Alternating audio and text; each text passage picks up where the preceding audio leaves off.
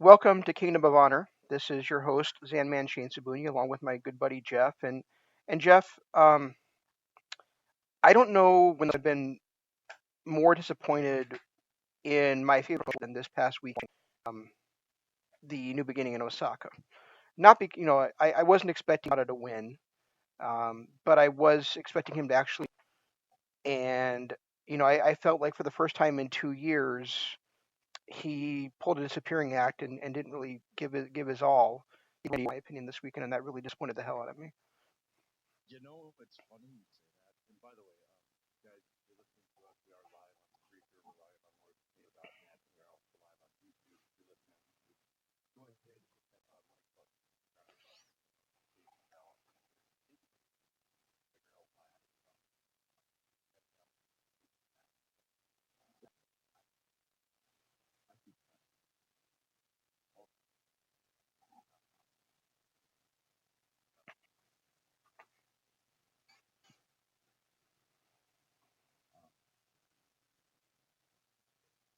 out why I keep I did. moving. Yeah, not a really. That was. It's ironic.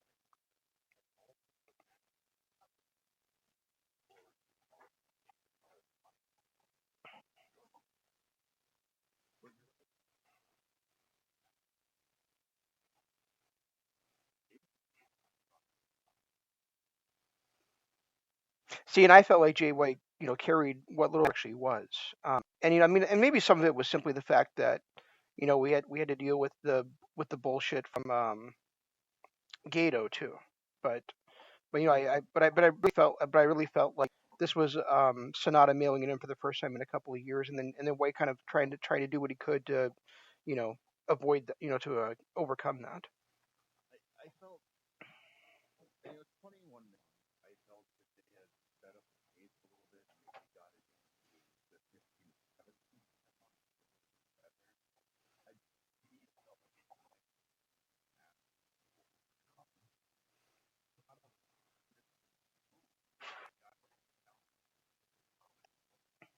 he just Yeah, there was no it was emotion. really There's no emotion to him whatsoever, which is really weird because he's been so good at that the last couple of years. which is really sad because I actually pegged him to be the match of the night. I think in the time that I did, and it felt which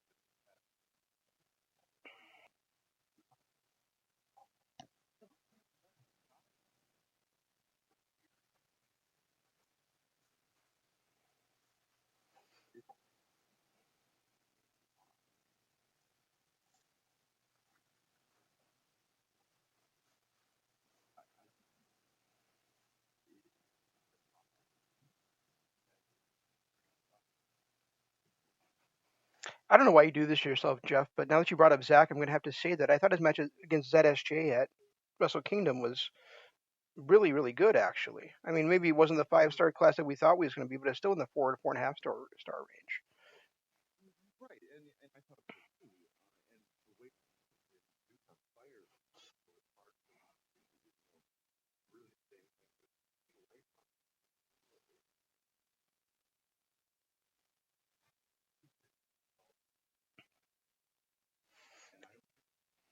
I don't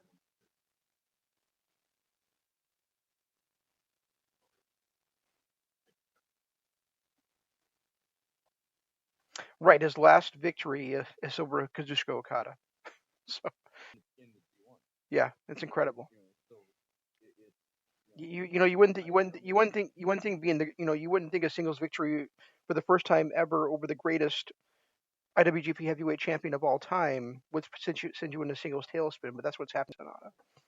yeah, he's literally been in a tailspin. He hasn't won a match since that match.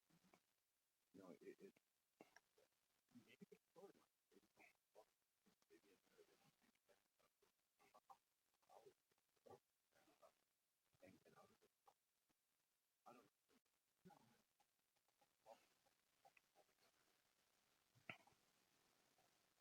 And Evil. It's actually funny because Evil and Sonata basically the same thing going on where they haven't won a match in like 6 to 7 months.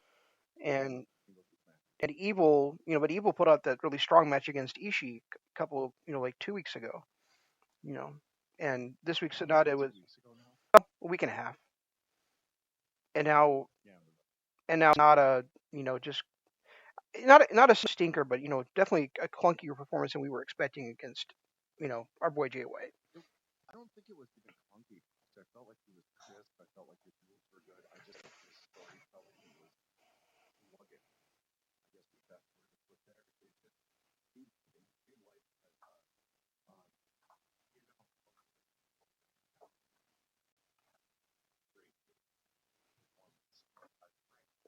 But it's like trying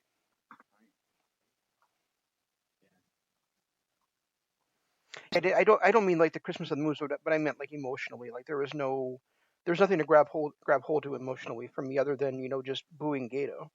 I will say that towards the end when he put White's sleeve onto the moonsault, White kind of faked him all falling asleep, and then their back and skulls dancing later Mhm. was probably the best, but it was still really Yeah, and then the fact they just squashed him at the end too, which didn't have anything. no. And to make it even worse, performance by Takahashi in the next Oh, that was so just wow. that was I absolutely that middle of the ring back last week was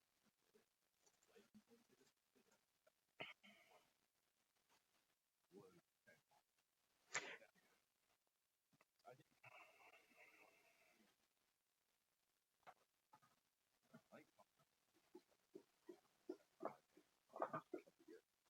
Yeah, I mean, you and I have talked over like the last year about how Dragon Lee now Ryu Lee has grown on you, and I hate that spot he does in the middle of his matches where he does the where he started tells his opponent to hit him, and I also hate that double stomp he does from the top rope. But both of those in this match were, I should say, to a rope hung opponent that he does.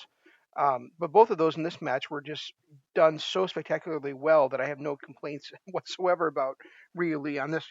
Yeah, that chop battle in the middle of the ring to start the match was just completely like both guys just hanging by a thread, and then finally get the victory, but Lee pulls it out, and he kind of dominates that first part. Just were all over each other, and there was that one spot. I don't remember exactly what it was, but I know that it was like a spring move from the apron into the crowd, and I was like, "Damn!" And then it woke, like, what the hell did I just see? You know? his variation of suicide dive. He did that in another match 2 weeks ago, and I can't remember which one it was against Osprey in a tag match. Or I guess that was one where after and Takahashi pulled that and managed to get him, Yeah, it looked like real, which you don't. The next match similar and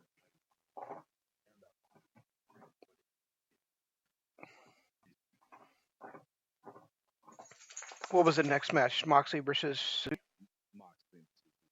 Yeah, yeah, yeah, this was another fantastic match. To be honest, that's even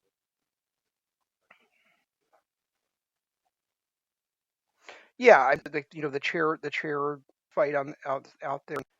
Those guys. Yeah. I mean, and through the slam through the table and all that kind of stuff. They're they kind of made the U.S. title feel like a like a hardcore title. And actually, that's what's been going on with Moxley all along, isn't it? yep. He started his first New Japan match against Juice. That's kind of his style. He did get a little away from that, which I thought was odd. Hmm. But in his first match, there was I yeah, but this you had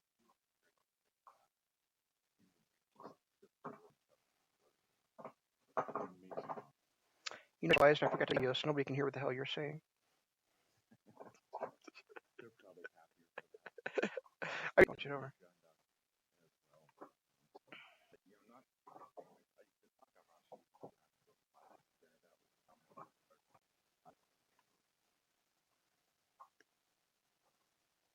Three times. He couldn't connect on it, but he went for it. I can't remember what the Phoenix Bomb? The name of it, but he went for it a couple of different times and Yeah, didn't. the move that he put Takahashi out with a year and a half ago, the Phoenix Bomb, and that's why the announcers were just all like shocked, like I can't believe he's going for this again. Well, and just appalled that he would go for it again. It's like, okay, guys, first of all, that's his best weapon. We know it hurt Takahashi. Why not go for it? Well, I don't think he's actually done it in a match since, because he switched his finisher to that version of the Falcon Arrow he uses now. Yeah. I don't know. I think it was just like, how far will these guys go against each other? Well, every time they've wrestled each other, it's like airplanes being in the middle of the ring. So, they're going to do whatever they want, and they're military together. Like you and I hate the way that the Destroyer has become so popularized and so bastardized. But I mean, when these guys do it, and you see Takahashi like flow smoothly from a movie beauty.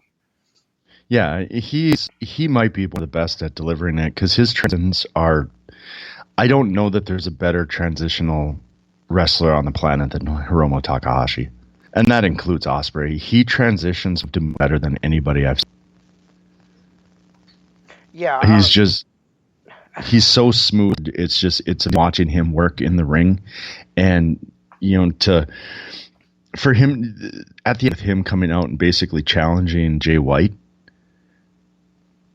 and getting the better of Jay White, that kind of has me excited for a Jay White Hiromu Takahashi match.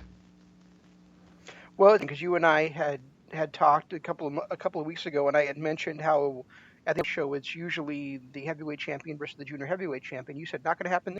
Well, no, they set it up at the end of the They said it is going to happen this year. That's pretty awesome. Well, this year, White's going to have to win the belt.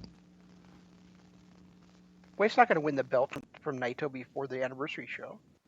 Well, that's what I'm saying. That's why it's not going to happen this year. We're not going to have the junior heavyweight versus the heavyweight.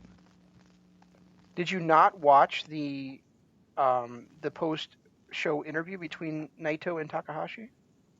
No, I didn't get that far. There you go. That's why you don't know what's happening. Oh, so they did set that up. They're going to actually... Oh. Well, what the hell? That's going to be amazing. Versus Hiromu Takahashi at the Mr. Tranquilo versus Mr. Time Bomb at the end of the anniversary show this year. Interesting. I'm kind of shocked that they're going that route with the two stablemates. Well, they did it with Ospreay and Okada 2 years ago. Yeah, but that didn't count. We weren't supposed to know that because remember that was Jay White's thing about why can't Chaos members fight Chaos members, so we weren't supposed to actually on that. Remember? Oh, is that what it was? Because that didn't count. Yeah, I think the only time in recent memory that hasn't happened was when the junior heavyweight champ at the time, I think it might have been Ospreay at the time as well. Like he was on sabbatical or he had just gotten injured or something, so it ended up being Tiger Mask W, which of course was really Kota Ibushi against Okada, like 3 years ago at the anniversary. Yeah, it was Ospreay versus White. The year before that, it was Ospreay versus Okada. Right. And then I guess now they set it up. I ran out of time. I got to, and I haven't been sticking around for the post match interviews anyway. If nothing happens right off the bat, I usually just kind of punch out. Ah, I see. Yeah, I would like to see, and also like seeing like if they're going to set up a new challenger for. It depends on who wins and what they're going to say. After Naito beat Kenta, my break was over. I guess I just never went back to it. I should have. That's on me. I should have went. But I'm okay. I'm looking forward to seeing that. Naito Takahashi is great. It's interesting that you said how great Takahashi is at transitions, because I was actually going to mention somebody else in our other show tonight about how great he is at transitions. Right. So yep, that doesn't wrestle anymore. So it's kind of a teaser for later on. I kind of picked up on that when I was watching it too. He is another guy he's so smooth, and on his tag team partner too. Yes. when we get there, because and that'll be on our Patreon channel later tonight.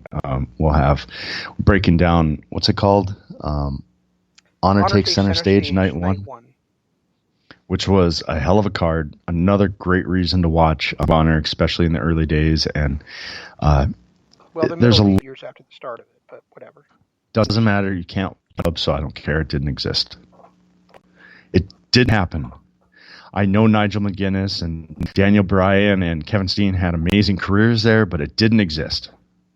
That is such a Nigel's with that title, are not readily available on Honor Club, because those were, in my opinion, Nigel is the greatest champion promotion, but Samoa Joe's run for 23 months was amazing as well. So yeah, and that time you had greatness out of Steen, and you had great of Daniel Bryan Danielson during that time, and that match that Bryan had against AJ Styles was during that time. I think 5 or 6. It really is a shame that they're not. They're looking at how great Ring of Honor was. Well, you can't consider yourself this great promotion, including that 2005 to 2010 era. Well, the really funny thing is that they've got a card coming up called Past or Present, and one of those is Villain Enterprises, Marty Scurll, and Flip Gordon against Generation Next's Alex Shelley and Matt Sydal. Well, you can't even. I don't think there's even a Generation Next match available anywhere on Honor Club to watch. So it's way, way in the past. You can't even see them. Yeah, that's just doesn't make it. The whole thing just doesn't make much sense. I really wish they had let us into that time, and I know it was different ownership and everything, but you would have thought they would have bought the library when they bought the company. They own the library. The problem is that they used music then where they didn't have the rights to use, and so it's just going to take them. I mean, it's been a couple of years since they've had this service now, so you would think they'd have had time, especially being owned by a broadcast company like Sinclair. But basically, it's just taking the time to scrub that old music out and dub other music over it. Didn't we talk one time about the four American, Canadian, North American companies, and how Sinclair was the richest of the 4?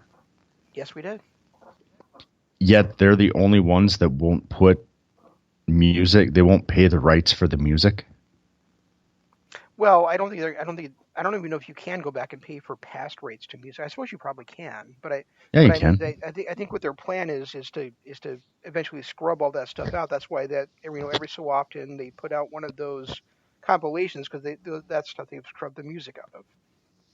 Well, it's maddening. They should have had somebody dedicated to doing it, especially when we're paying as much as we are for that service.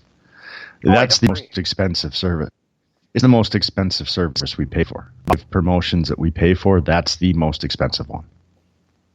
Is it? I thought it was the same as WWE Network. It's just that you pay it all at once. Nope. The WWE Network, you're paying $10 a month for. Right. The I don't know what you're paying for Impact, but I don't think it's more than 10. And NJPW is like $8.99 for it. This one is, because you're paying for the pay-per-views, to pay extra to get all the pay-per-views and all the special shows and everything. It charges my card like anywhere between $160 and $180 every year. Oh, damn. That works out to about $16 to $17 a month, $17 $18 a month. Well, the funny thing is that last year we were like, yeah, it's worth it to pay double for Ring of Honor than what WWE gives you. And now this year, since they lost all the elite guys, it's just not worth it. It's just not worth it, yeah. Right now, going back and watching all of the older shows like we're doing is the only thing that makes it worth it.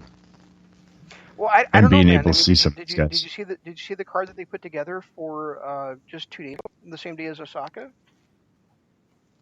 No, and I don't know that I want to know. Because I'm sure it has that zombie on it somewhere. No, he actually wasn't on there. So. So it might actually have been good. The main event was Brody King versus Rey Horus. Then you had Bandito. That could be fun. Bandito and Flamita versus the Briscoes. Somebody named Slex versus Flip Gordon. Jeff Cobb and Dan Maff versus Jay Lethal and Jonathan Gresham in a proving ground match. Joe Hendry and Dalton Castle versus Bateman and Vincent. A battle royal. Sumi Sakai versus Session Moth Martina. And Alex Zane versus Andrew Everett. Okay. Yeah, I'm glad I passed on that. What the hell are they doing? Did they just lose everybody? Do they not have any top stars anymore? Yeah, that's a hell of a card to put together on a Sunday, huh?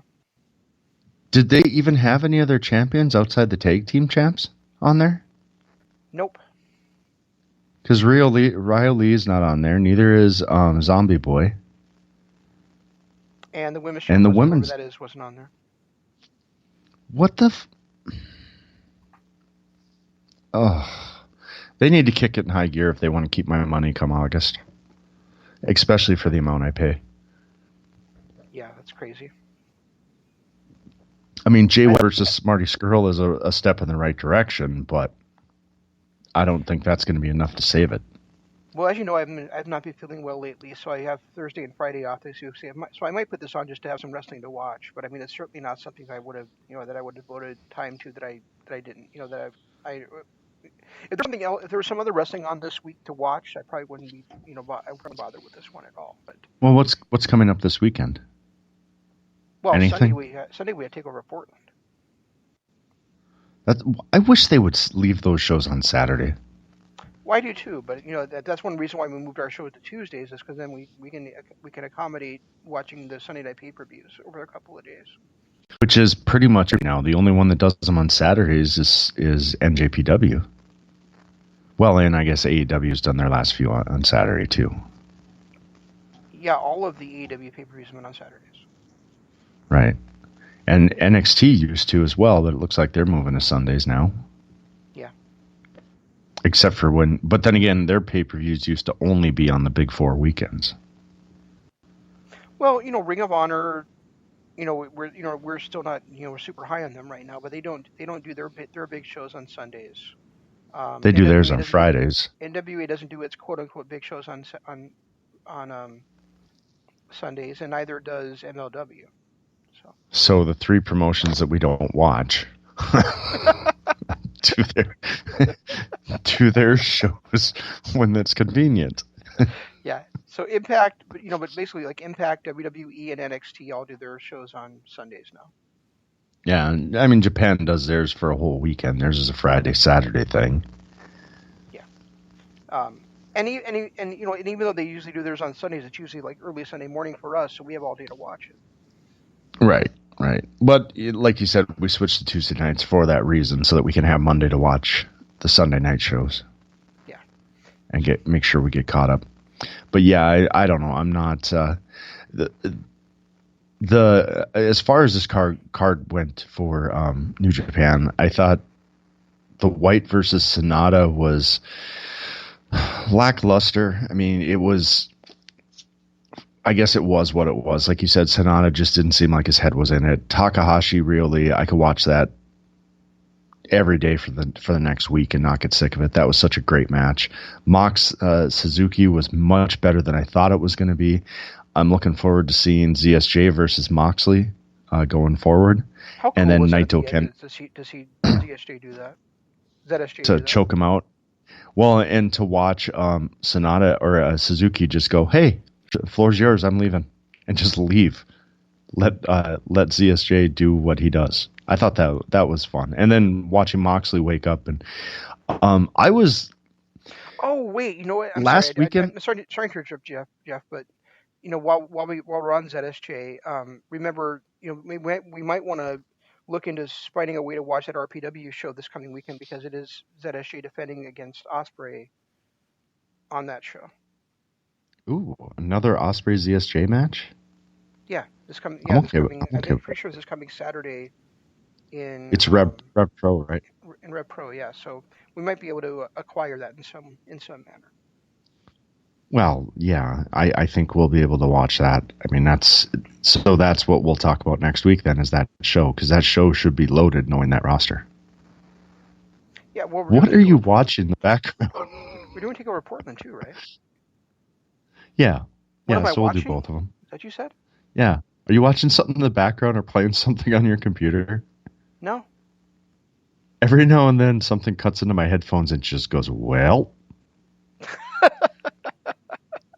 Like every 2 minutes, it's like literally some guy just cuts into my headphones and goes, well. That is really weird. No, I have nothing going on over here. Let me All see right, if I can that's find hilarious. Let I me hope. see if I can find that card for that upcoming Rev Pro show. I want to know who the hell's saying "whale" in my headphones, and why. Yeah, why are they calling you that? You're not that fat. Oh, I kind of am. There it was again. I have no Literally, idea. it's just somebody. On this end at all. That's fucking hilarious. It's just somebody out of nowhere going "whale." Oh, so it's actually this coming Friday. So it's Valentine's Day. Oh, good. I got something to do on Valentine's Day then. El Phantasmo's defending his Cruiserweight Championship against Michael Oku, whoever that is. ZSJ is defending against Will Ospreay. There's a Speed King Championship match between RKJ and Rob X. Dan Maloney is taking on Jeff Cobb. And for the Women's Championship, Zoe Lucas versus Giselle Shaw. Why is Dan Maloney... Wait, you said Dan Maloney versus Jeff Cobb in Rev Pro? Yep. Ring of Honor doesn't have anything with Rev Pro, do they? Yeah, they're affiliated with Rev Pro. They have a partnership together. I suppose because of the New Japan partnership.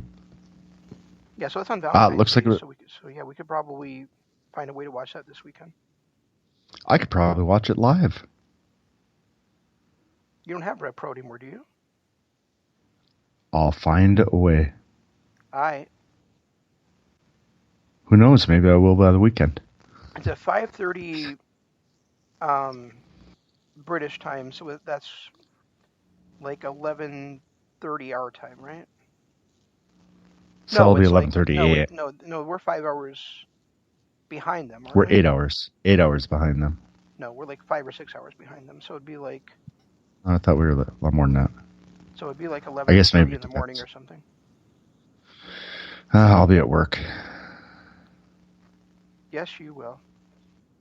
Oh well. I guess I won't watch it live at least. All right, but I'll make sure I get that one watched in NXT. So that'll be next week. This week, though, still. The only match we really did... Well, that's what I was just going to say. The only match we didn't talk about was Naito Kenta. Right.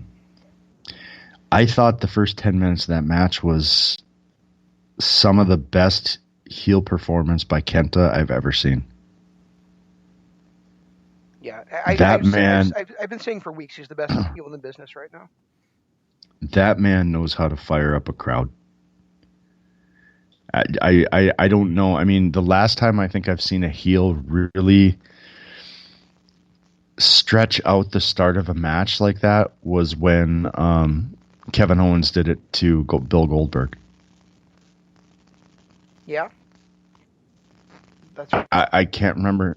I can't remember another time I've seen a heel work a crowd like that to get interest into a match. And this was a match that had two great performers. I mean, Kevin Owens did it because he wanted the match to actually have some heat, which it didn't because we knew it was going to be 35 seconds. This one was two guys who are incredibly talented in the ring, and Kenta still drew in that kind of passion. You might be right. He might be the best heel in the business right now. Yeah, I think he definitely is. And I really enjoyed this match. The only thing keeping me from giving this match like a really high score is simply the fact that there was no drama in it. I had no doubt in my mind that Naito was going to win the championship. So, so all the near falls and everything, going to go to sleep because I knew that he wasn't going to leave with the championship. Everything that happened was going to get kicked out. That we knew Bullet Club was somehow going to come down and enter in the match. The only thing was really felt like Jay White was going to turn on Kenta. Really? Jay White came down. I do acknowledge it was kind of him down there and try to help him in the title. He really wants to be the champion. Was Or my Gino being able to say, this is a wall Bullet Club. Well, that my feelings too is that he was going to come down and fake the playing up like he's about how it's a one for all type of Bullet Club, and they turn on Kenta, causing a match because his feud with SANADA pretty much put to bed. Unfortunately, I mean, without SANADA actually pulling out a fluke win or something like that, Jay White wanted to prove he was better than SANADA, and he did that. So it's time he moved into a new role, but the problem is how do you turn heel on the biggest heel in the business? Because there's I was you were saying that is kind of turned Kenta at all. It would be like Kenta completely an odd man out and against everybody in the entire promotion. So. And I don't think it definitely would turn Bullet Club face either. There's a White that would have turned. He's kind of ridden through the ranks of NJPW over the last. So it would have been anytime soon, man. It's exactly. Well, that's years and years for him to be able to become a face in that one. And that's what I no way they could have. But it was something back in my head. I was like, hey, maybe Jay White's down here to turn on Kenta. But I just don't think either one. Talking about a Bullet Club, it wouldn't make either of them a face. It would just mean that they're opposed to it. It wouldn't. Bullet Club's not going to be baby as long as Jay White's the leader of it. And Kenta will never be facing New Japan. Well, and as long as God and Jay White are leading Bullet Club, they'll never be a babyface. Right. I mean, even Katsuyori Shibata introducing Kenta to the New Japan audience didn't make a dent in the audience hating him. Well, it did, but he is also an outsider to that promotion. He might be the only Japanese gaijin in New Japan. A Japanese gaijin? That's awesome. Because he is. That says Kenta, the Japanese gaijin. He is. Well, let's face it. He gets treated like a gaijin. He does not get treated like he's one of their own. Even I can't think of his name. He's now the never open weight guy champion. Shingo. Even Shingo, who was one of the biggest outsiders after what he did in Noah, comes in and is cheered. Kenta just can't. He can't buy a cheer. Dragon Gate. Was it Dragon Gate? I thought it was Noah. No, Kenta was. It's Kenta's from Noah. Kenta was Noah. Okay. Yeah. So I mean, if you think about it, Kenta is the Japanese gaijin. He really, truly is, because he is a through and through outsider in that company. Yes, that is very, very true. But yeah, that match too. I felt like it was good, but like you said, the only thing keeping it from being great was the fact that I didn't believe one time that Kenta was going to win that belt. And that's that thing about Kenta being an outsider to New Japan is something that would not happen here in the United States, really. I mean, there's guys there's a certain segment of fans that are not going to embrace somebody, coming into Ring of Honor or maybe, Ring of Honor especially that's been a WWE superstar, but you're never going to get an entire fan base of a promotion just turning on a guy because of where he used to work before, and that's where. And that's the thing. Like, Gino was arguing with Kevin Kelly. Well, he's Japanese. They should be cheering for him. Well, yeah, he's Japanese, but he didn't come up in New Japan. He wrestled for a rival promotion. He's always going to be an outsider. And it's just, we even like, AEW, like the two guys wrestling for their world championship in 2 weeks are both former WWE champions. Right. And you don't have the AEW faithful like hating them because of it. I mean, they hate Jericho because of what he says, but usually they cheer him. And Moxley gets the most cheers other than maybe Cody in the entire promotion. And we saw the same thing in Impact when Christian came in or Kurt Angle came in. There was nobody that hated them because they were from WWE, and then when AJ Styles made his debut for WWE, the crowd popped incredibly for him. So I mean, we don't see superstars go from one promotion to another, and the crowd just hate on them because of it. Well, I think a lot of it was, Kenta basically kept the Noah promotion going when New Japan was trying to put him out of business. Mm-hmm. And it was Kenta that kept the promotion going. So there's hatred there. And then the fact that he went to the States for 5 years, and when he was in the US, he was basically trashing Japanese wrestling. Then he tries to come back to New Japan and act like a returning hero. Well, he was never a hero because, like I said, he was fighting against them for so many years. You know, come to think of it, I can't think of a babyface that went to a major U.S. promotion and the fans of that promotion hated the hell out of him. You know what I'm talking about? Yeah, I'm trying to think if there's anybody. I don't know if there's anybody in wrestling, especially I don't know if there's anybody in wrestling anywhere, especially with how smart fans are these days, that would be able to, or that would have the kind of reaction that Kenta has. No, but I think he gets the same kind of reaction from the fans there that Hulk Hogan got from WCW fans when he first joined the promotion there. Possibly, but even with like a big segment of like wrestling fans started watching WCW eventually because of Hulk Hogan, but the actual NWA/WCW old school fans hated the fact that Hulk Hogan joined that promotion. They hated it, but at the same time, they didn't mercifully boo him and hate him, passionately as they do Kenta. No, you're right. They just kind of changed the channel and just stop going to the shows. But it's something rare what Kenta's doing, because even Hogan at his prime, people hated up north and they hated what Hogan brought. But even in his prime, when he hit WCW, they didn't hate him. Like, they legitimately hate Kenta. There's a thing. He's got a rare hatred that people will actually pay to see him get beat, which is something that really hasn't been seen since the 70s and 80s. That kind of heel heat. Jay White has heel heat, but I think people respect Jay White and his ability. People don't shell out the money to watch Jay White get beat. People shell out money to watch Kenta get beat. And Gino said, like they talked about on the show, like Osaka, usually the MDON arena is where they have the with 6,000 people.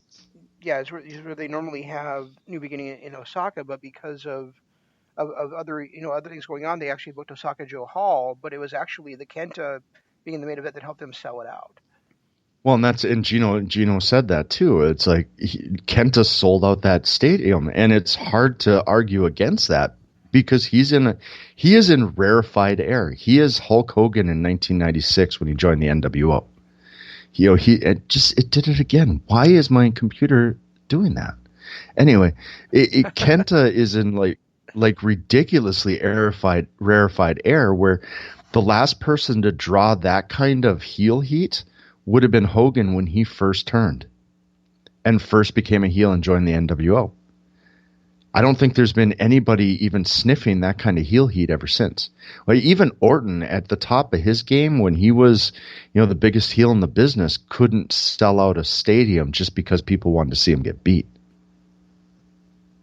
But they sure as hell do for Kenta. They did for Hogan, and they did for all the great heels of the 70s and 80s. People like Harley Race made their name because of that. Yeah, you don't see. It's very rare to see that. Yes, it's become a babyface-driven industry, and you don't really get that kind of. AEW has been doing it since they first crowned a champion, but I still don't feel like there's people that are dying to see Chris Jericho get beat. It's just they want to see Chris Jericho wrestle. Of course not. They're singing his entrance music.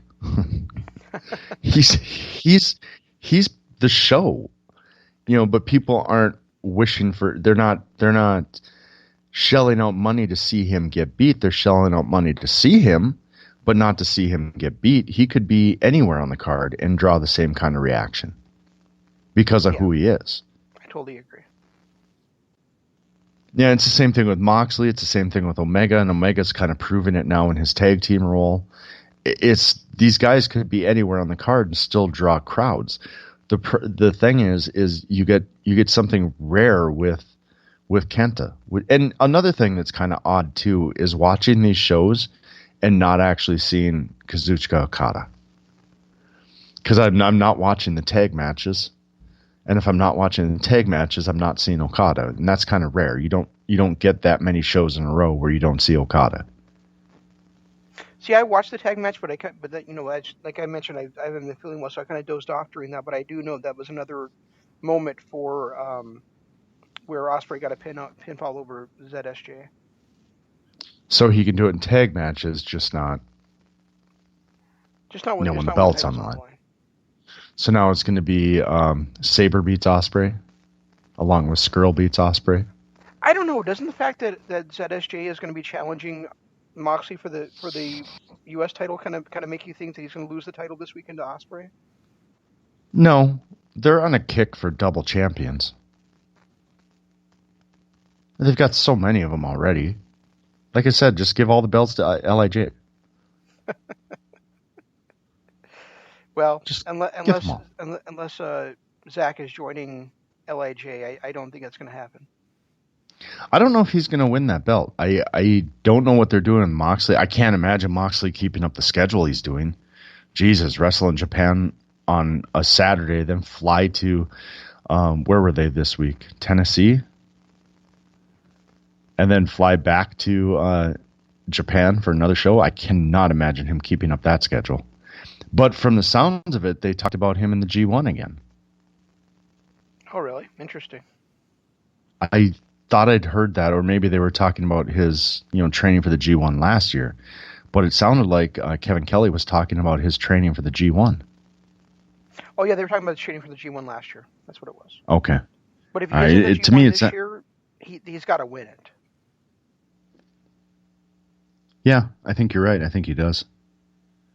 I guess it all depends on what kind of contract he signed with NJPW. If he signed a year-long contract or a 2-year contract or whatever. Well, sure, but I mean, if you have the chance to have Naito versus defending the World Championship against Moxley at Wrestle Kingdom, I think you'd be a fool not to do it. Well, we've had this argument now for a couple of years. Last year I thought White would have been a good fit for that. Well, not last. Was it last year against Okada? White should win it last year, and he still ended up being. Or again. He still ended up being, right there in the two big matches at Wrestle Kingdom. It really didn't hurt him that he didn't win G1. Yeah, because I thought he should have won. I thought he should have beat Omega for the title, but that's still a few years off before they'll have two Gaijins in the main event of Wrestle Kingdom. Yeah, no, I expect Naito to hold the title the entire, at least until Wrestle Kingdom. And if he faces Moxley, he'll hold it, past Wrestle Kingdom. I still think what would have made this actually believable and where we would have thought that Kenta might have won it is if it would have been for one of the belts. But I can't see anybody wearing both belts unless it's one of those, top 3 or 4 that were in the dash for the gold. Yeah, I agree with you. And I would like to see Naito at some point do what Jay Lethal was doing when he had both belts in ROH, or like you mentioned what Rollins did when he had both the U.S. title and the WWE title. Defending him in 2 separate matches on a show. It even if he doesn't do it at 2 separate matches, if let's just say his next challenger is for the Intercontinental belt. Mm-hmm. And maybe he drops that. Let's say Kenta, is still a challenger for him, Kenta goes after the IC belt, then it would be believable that he could beat him. I just can't see anybody outside of White and Okada holding both belts at the same time. Naito, White, and Okada. Right. I would say, I would really like to see somebody from you mentioned, LIJ having I'd like to see somebody from LIJ win the New Japan Cup and then choose to challenge Naito for the Intercontinental title and then take it from him. Like somebody like Evil or SANADA, one or the Sonata, other. either one. It doesn't matter to me, but I think that'd be really cool. That would make a lot of sense as to why somebody wouldn't want both belts. They just want one of them. Because if you're challenging, against your stable leader. And the problem is I can't see anybody challenging for the IC title when they have a shot at the world title. Exactly. I mean, and So the only way I could see it happen is if that only one title was challenged for is that Naito loses the heavyweight championship, and then he's still defending the Intercontinental title. But again, I don't think Naito's gonna lose that title until at least Wrestle Kingdom.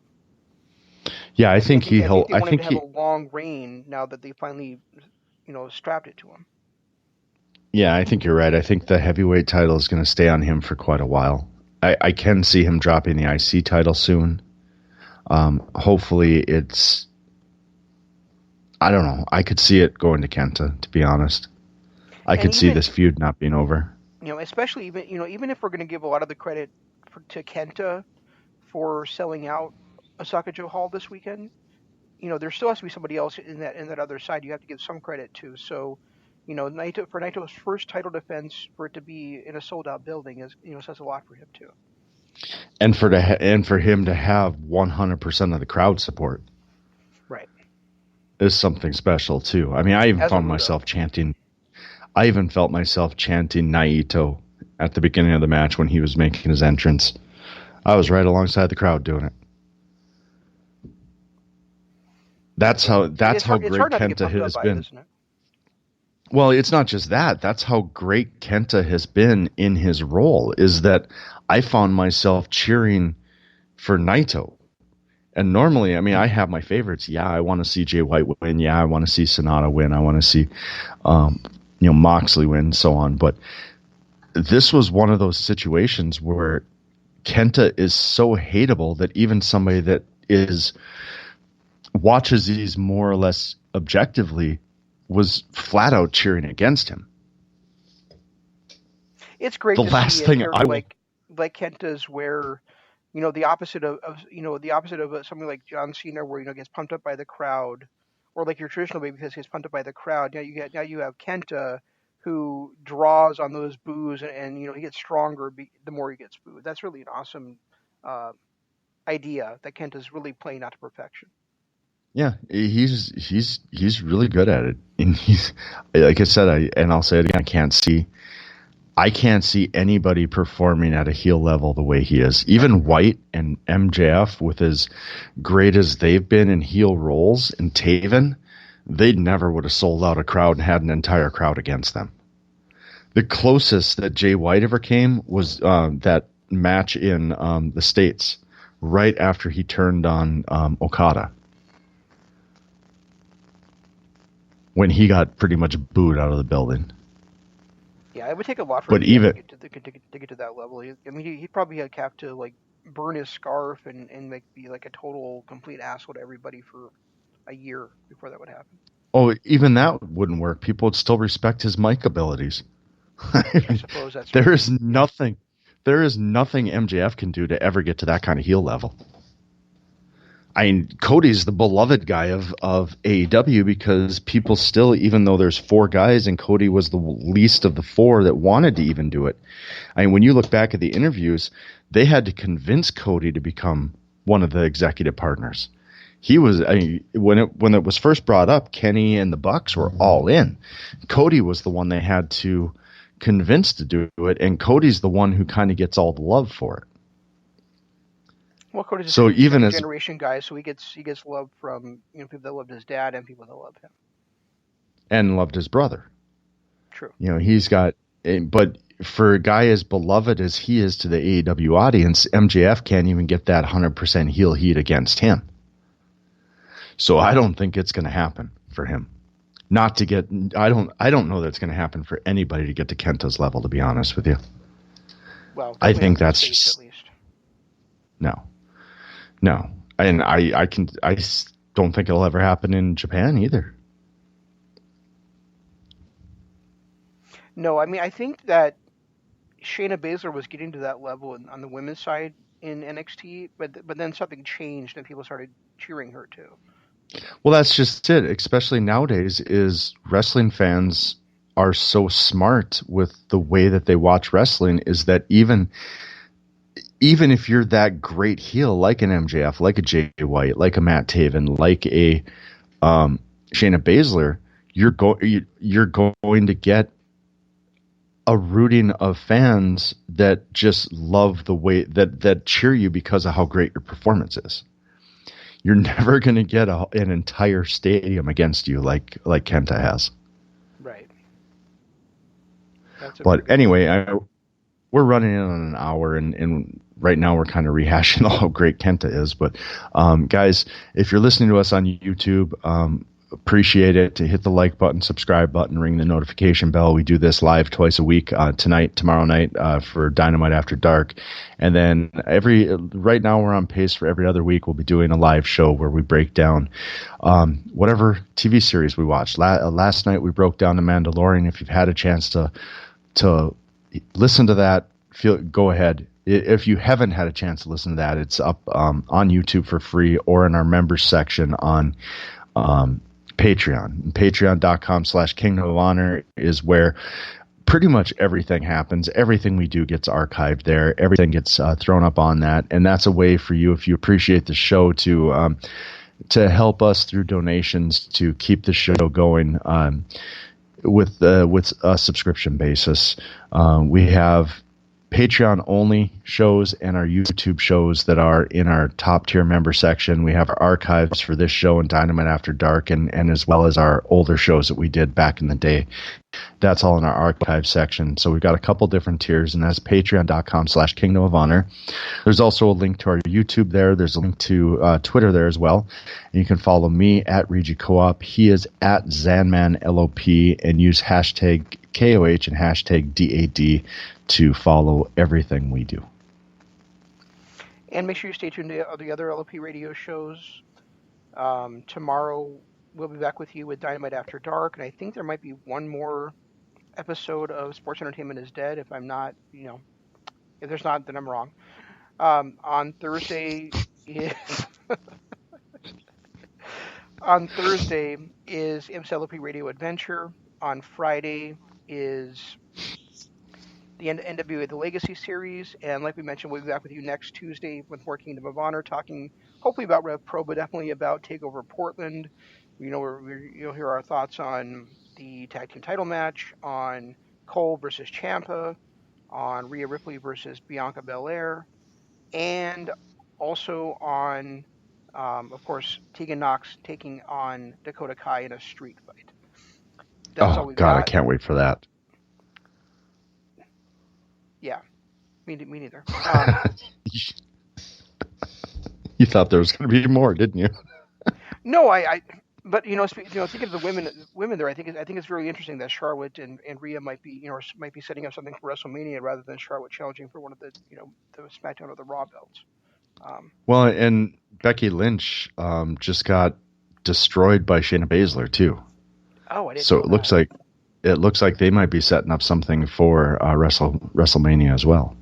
She attacked Becky Lynch on Raw last night. That's awesome. But anyway, that's a match I want to see. We'll try to do better next time. This is Shane saying long days, pleasant nights, and Jeff saying goodbye.